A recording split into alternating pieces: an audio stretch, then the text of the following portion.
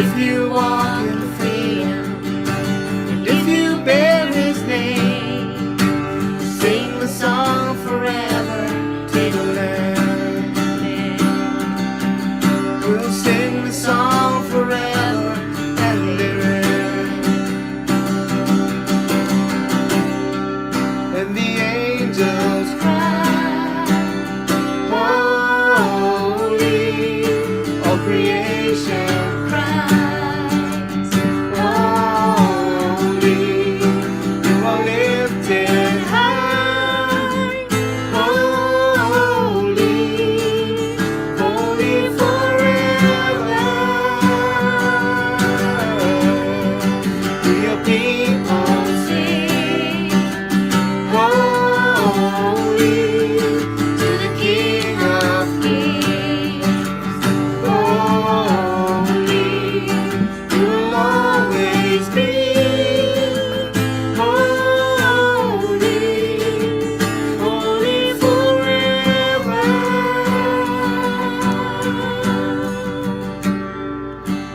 Your name is the highest. Your name is the greatest. Your name stands above them all.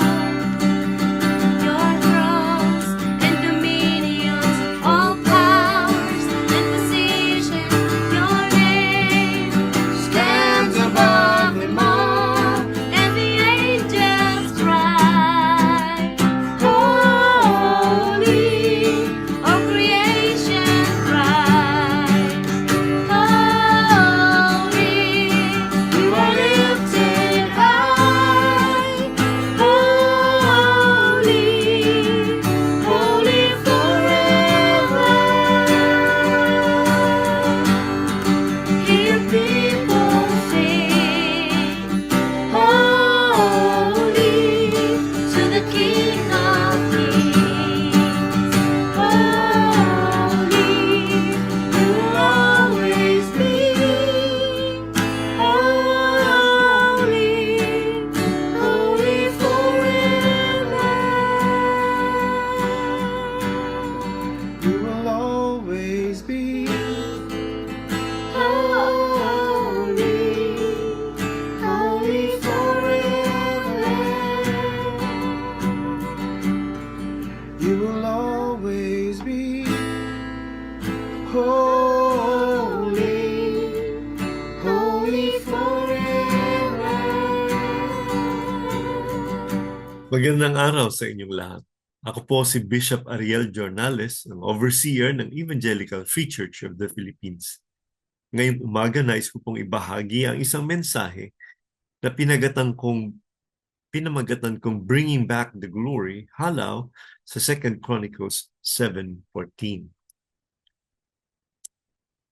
When the national glory has faded and we face the present in its sad reality, what do we do? Ang sabi ng salita ng Diyos sa 2 Kronika 7:14, kung ang aking bayan na tinawag ko sa aking pangalan magpapakumbaba at mananalangin at tatalikuran ng kanyang masasamang mga gawa, diringgin ko sila mula sa langit at pagagalingin ko ang kanilang lupain. Ang mga talatang ito ay galing sa aklat ng Kronika na ang background ay kababalik lamang ng bansang Israel mula sa exile.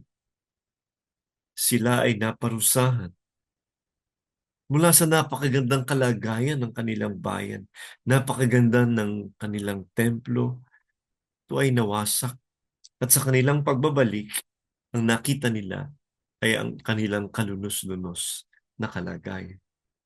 Para silang ang Pilipinas na may magandang nakaraan. Ang sabi ng ating mga ninuno, napakaayos ng ating bayan, napakaganda ng ating lugar, napakaunlad ng ating kabuhayan. Ano ba ang nangyari sa atin kung bakit tayo ay naging ganito? At papaano ba natin maibabalik kung sakali man ang ating magandang nakaraan? Maaari nating isummarize ang kasagutan sa 3 salita Una, tuklasin. Ikalawa, talikuran. Ikatlo, tahakin. Ang sabi ng kronika sa chapter 7 verse 21, kahit maganda at tanyag ang templong ito, gigibain ko ito.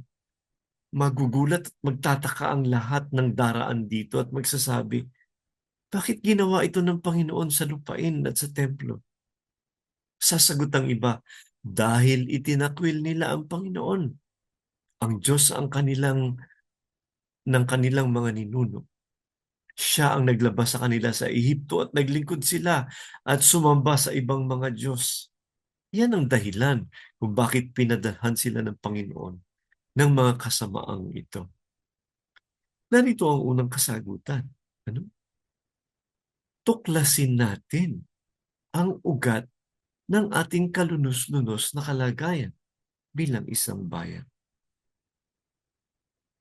Of course, hindi naman natin gustong maging simplistic.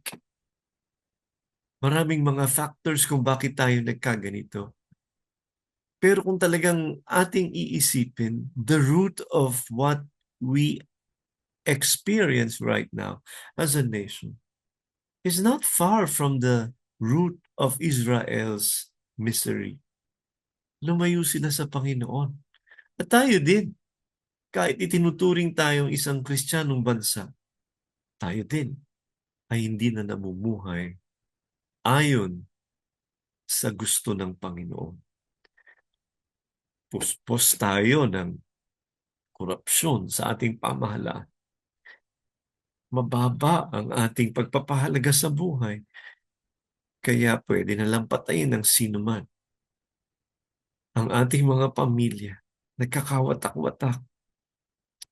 Nakakalungkot pero pag titingnan natin ang napakaraming bagay na maaari nating ituro na dahilan. Bababa at bababa ito sa ugat na hindi na natin pinapakinggan ang ating Panginoon. Ang ikalawa, siyempre importanteng tuklasin natin ang talagang dahilan. Pero hindi naman sapat yun.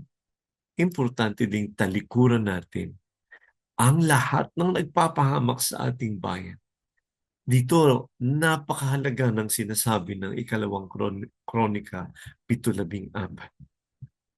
Kung tayo ay tatalikod sa mga ginagawa nating kasamaan, ito ang pangunahin ng salitang repentance ay nangangahulugang magbalik loob.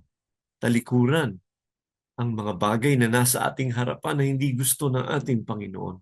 At sa pagpihit natin mula sa mga bagay na ito, bumabalik ang ating loob sa ating Diyos. Tatalikuran natin ang labis na pagiging ganid kung kahit hindi na iisipin ang kapakanan ng kapwa. Tatalikuran natin ang mababaw na pagpapahalaga sa buhay. Kung kahit sino ay pwedeng patayin kahit hindi dumadaan sa tamang paglilitis. Tatalikuran natin ang paggamit ng mga substances na panandaliang mamanhidin ang ating sakit pero pagkatapos ay ibabalik na naman. Tatalikuran natin ang mga tukso na sisirain ang ating pamilya. Tatalikuran natin ang pagiging gahaman na sisirain ang ating kalikasan. O napakadaling sabihin pero napakahirap gawin. Kung kaya, napaka-importante din para sa atin ang ikatlong kasagutan. Kailangan nating tahakin ang landas ng pagbabalik sa Diyos bilang isang bayan. Sabi ng salita ng Panginoon, kung ang mga mamamayan ko na aking tinawag sa aking pangalan ay magpapakumbaba, mananalangin, dudulog sa akin, papatawarin ko ang kanilang kasalanan at pagpapalain ko ulit ang kanilang lupain. Naririto ang susi. Hindi sapat na tuklasin, hindi sapat na talikuran. Kailangang tahakin natin ang landas ng Diyos. Nakapaloob dito ang isang pananalig at malalim na pakikipag-ugnay sa ating Diyos. babalikan siya, bubuksan ang ating puso upang bigyan siya ng pangunahing puwang. At pagkatapos, laging makikipagniig sa Kanya sa pagdarasal, sapagkat doon lamang natin malalaman ang patuloy na nasa ng Kanyang puso para sa ating pangsariling buhay, para sa ating pamilya, at para sa ating bayan. Ang Biblia ay naririyan. Balikan natin ang salita ng Diyos. Tanggapin natin at sundin. At ang pangako ay kagalingan. Ang pangako ay pag-unlad. Ang pangako ay pagbabalik sa ating dating napakagandang kalagayan. Ang sabi ni Helen Keller, optimism is the faith that leads to achievement. Nothing can be done without hope and confidence in God.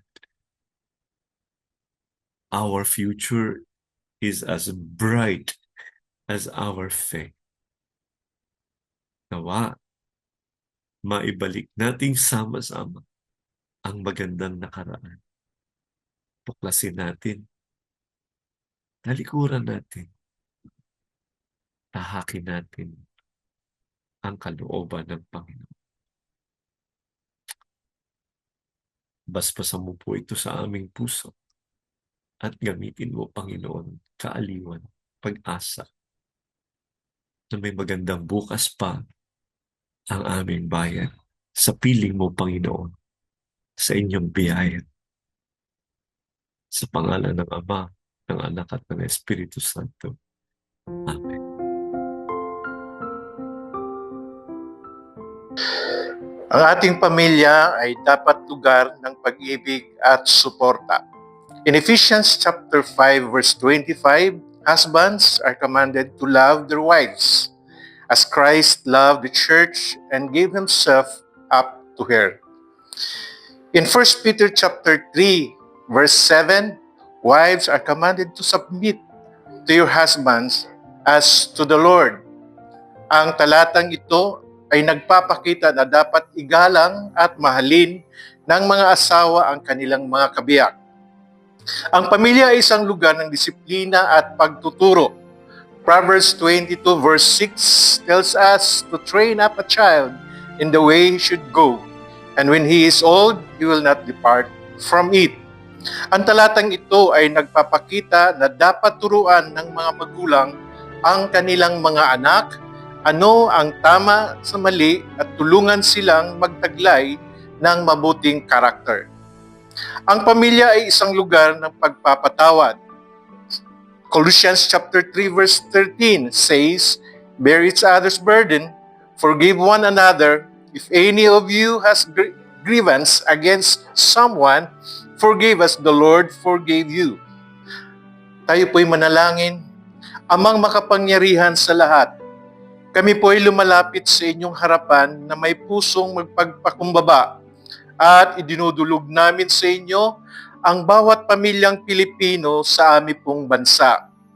Inihiling po namin ang iyong pagpapala at gabay sa bawat tahanan upang ang bawat isa'y maging matatag at puno ng pagmamahalan. O Diyos, bigyan niyo po ng karunungan at kalakasan ang mga magulang upang sila'y maging mahusay sa pagpapalaki ng kanilang mga anak. Turuan po silang maging mabuting halimbawa ng pananampalataya, pagmamahal at katapatan. Naway maging instrumento sila ng iyo pong mga salita at turo upang ang kanilang mga anak ay lumaking may takot sa Diyos at pagmamahal sa bayang Pilipinas. Ipanalangin din namin ang mga anak naway sila'y mapangalagaan at maprotektahan kanilang mga tahanan. Bigyan niyo po sila ng kaligtasan, kalusugan at kapayapaan. Naway lumaki sila na may mabuting kalooban at pangarap na makapaglingkod sa kanilang kapwa at sa bansang Pilipinas. Panginoon, patuloy niyo po kaming samahan sa aming paglalakbay bilang pamilyang nagkakaisa sa inyong pagmamahal at layunin. Gabayan niyo po kami sa aming mga desisyon at hakbang at palakasin ang aming pananampalataya at pagtitiwala sa inyo. Ito po ang aming dalangin sa pangalan ni Jesus. Amen. Atin pong ipanalangin ang ating mga liderato sa ating bansa at ganoon din ang parating na eleksyon. Father God, we pray, Lord, na kayo po ang manguna sa mga puso at isip ng aming national leaders, Lord God. Alam po ninyo ang sitwasyon ng aming bansa na kay daming nalulugmok sa kahirapan. Marami po ang mga nagugutom, Lord God. Marami ang nahihirapan dahilan sa ang aming mga liderato. Marami po sa kanila inuuna ang kanilang sarili bago ang kapakanan ng aming bansa. Kaya dalangin namin, Panginoon, magkaroon ng takot sa Diyos ang aming mga national leaders, Lord God. Magkaroon po sila ng gutom sa righteousness, Lord God, sa justice, at sa katuwiran na naayon sa iyo, Panginoon. Sapagkat alam namin, Lord, na ang katuwiran na galing lamang sa aming mga tao ay kulang, Panginoon, para mapunan ang kailangan ng aming bansa para maging matuwid at makasunod sa iyo, Panginoon. Kaya we pray, Lord God, for justice, for righteousness, for truthfulness, Lord God, to reign in the hearts and minds of our national leaders. At ganun din, Panginoon, sa mga nangyayari ng mga katiwalian, Panginoon, we pray, Lord, na magkaroon ng accountability, maging accountable, Lord, kung sino man ang mga gumagawa ng katiwalian sa aming bansa. Huwag mo sila pahayaan, Lord, na magkaroon pa ng higit na kapangyarihan, lalo na sa parating na eleksyon.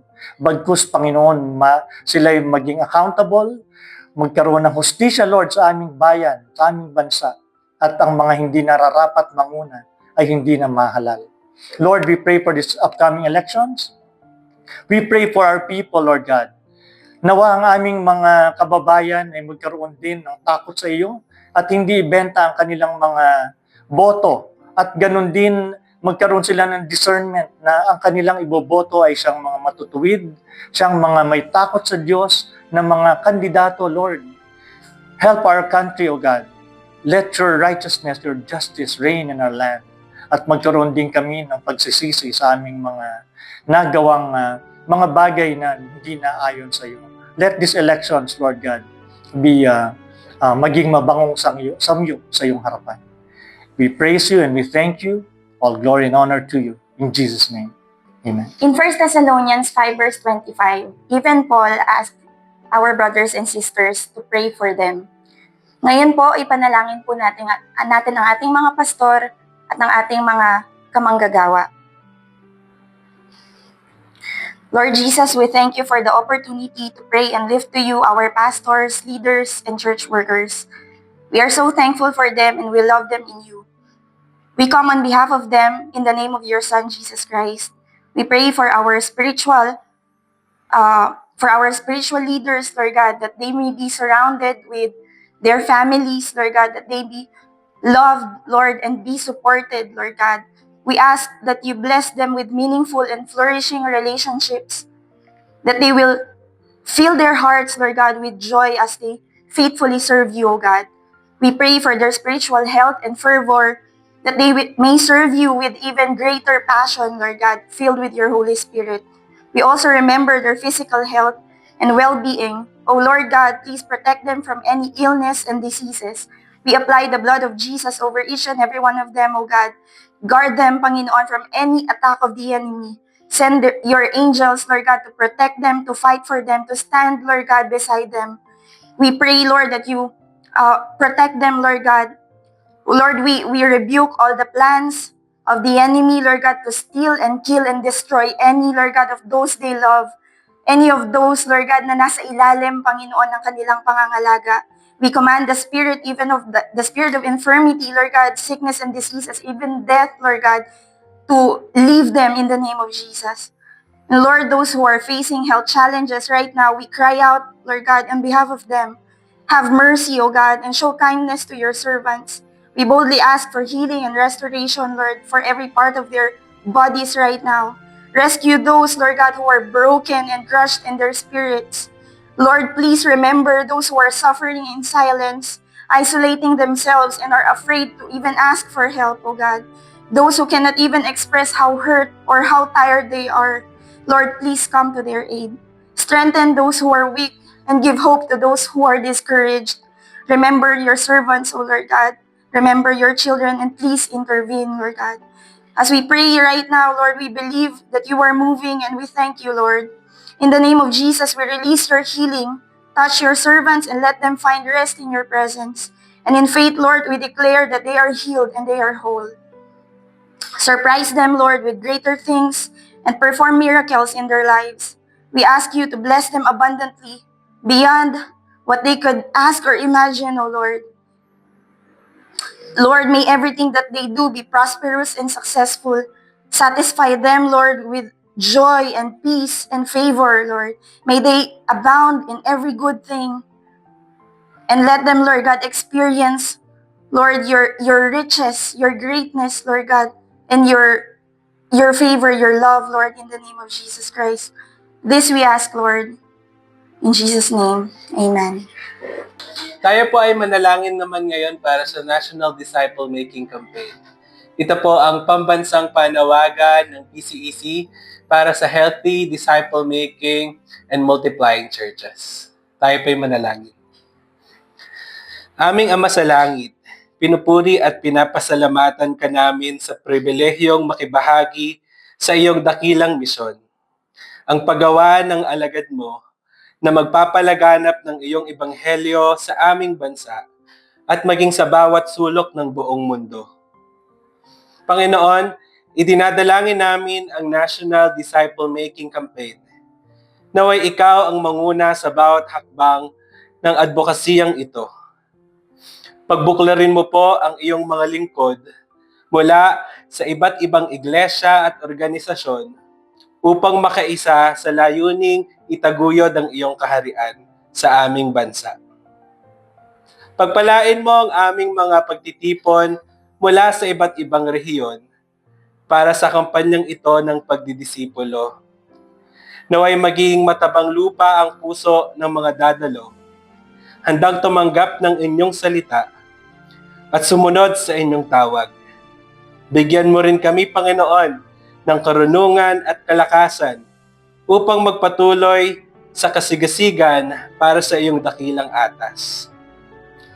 Panginoon, hinihiling din namin ang iyong proteksyon, probisyon at biyaya sa lahat ng aspeto ng kampanyang ito. Hipuin mo ang puso ng mas marami pang iglesia upang makaisa sa gawaing ito, upang sama-sama naming makita ang pagbabago sa aming pamayanan, sa aming bansa, sa pamagitan ng kapangyarihan ng inyong pag-ibig. Salamat, O Diyos, sa inyong gagawin sa National Disciple Making Campaign, sapagkat ikaw ang tunay na gumawa at nagpapalago sa amin. Lahat ng ito ay itinataas namin sa iyo sa pangalan ni Jesus, aming Panginoon at tagapagligtas. Amen. Ama naming Diyos, sa pangalan ni Jesus, sa pagsama ng iyong Espiritu Santo, kami ay nagpapakumbaba, tumihingi ng tawad at paglilinis as we pray for unity in the evangelical body of Christ in the Philippines. Lord, we repent and surrender the disunity that we have as a body because we tolerate false doctrines in our churches and pragmatism like prosperity gospel, word of faith theology, hyper grace, Martianism, liberal theology, liberation theology, new apostolic reformation, unbiblical mysticism, especially partisan politics, where we blindly supporting politicians to the point of sacrificing our Filipino values and our evangelical faith. We repent and surrender it to you, Lord God. We also repent of our sectarian self-righteousness na feeling namin kami lang ang tunay na church. Lord, we admit our self-righteousness starting from me and every one of us. Cleanse me, O Lord. Rebuke us if we have that tendency at ibalik kami sa Biblia ng iyong salita. Lord, we cannot be united as a community if we tolerate these things. Today, we repent and surrender and create in us a clean heart and renew a steadfast spirit, renew a right spirit within us, so that we will teach every people your ways and every Filipino people will be converted to you and by you, Lord God. Lord, make us evangelicals, your truth tellers for your glory, and may we be a community of grace and truth. O Lord, let revival and reformation begin in the church right now, O Lord. Cleanse us, O Lord, we pray. Forgive us, O Lord, we pray. Restore us, O Lord, we pray. Revive us, O Lord, we pray. Reform us, O Lord, we pray. As you heal your church, our land will be healed. Thank you, and we receive it in Jesus' holy and mighty name. Amen and amen. Sa ating pong pagtatapos, sama-sama po tayong manalangin. Aming Diyos Ama na nasa langit, lubos kami nagpapasalamat sa iyong presensya at sa privilege na binigay mo sa amin para maipanalangin namin ang aming bansang Pilipinas. Salamat po sa bawat panalangin na inialay ng aming mga kapatid na nagkakaisa sa layunin ng pag-aayuno at pananalangin. Panginoon, hinihiling namin na pakinggan ninyo ang aming mga dalangin at ipagkaloob sa amin ang inyong biyaya, karunungan at gabay. Naway magpatuloy kaming magkaisa sa pag-ibig at paglilingkod sa inyo at naway ang inyong kalooban ang maghari sa aming buhay at sa aming bansa. Bigyan niyo kami ng kalakasan at tapang upang isabuhay ang aming pananampalataya at maging asin at ilaw sa aming komunidad. Tulungan niyo kaming maging mga tagapagtaguyod ng iyong pag-ibig at katarungan. At naway patuloy kaming maging instrumento ng iyong kapayapaan at biyaya. Sa pangalan ni Jesus na aming Panginoon at tagapagligtas, ito po ang aming dalangin na may pagpapasalamat. Amen. At para po sa ating announcement, gusto po namin kayong imbitahan sa daily online convergence na nangyayari po for the next 40 days. Ito po ay nagsimula na noong January 20 at magtatapos nitong February 28.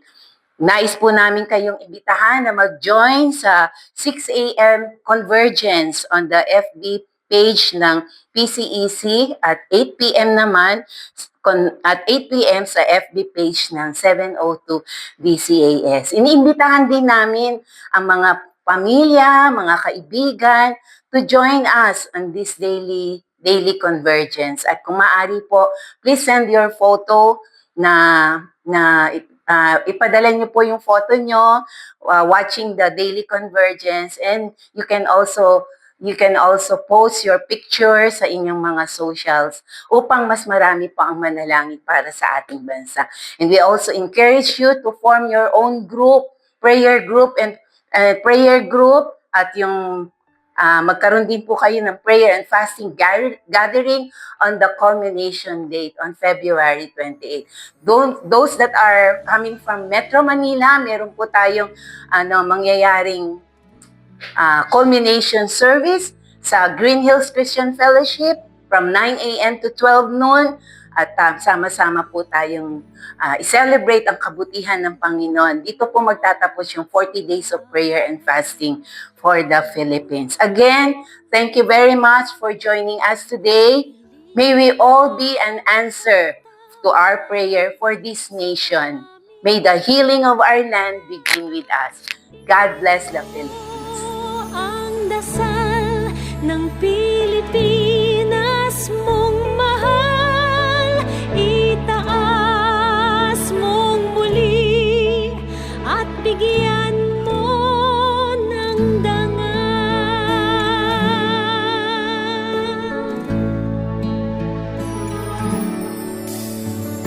Ikaw ang pag-asa ng kapwa.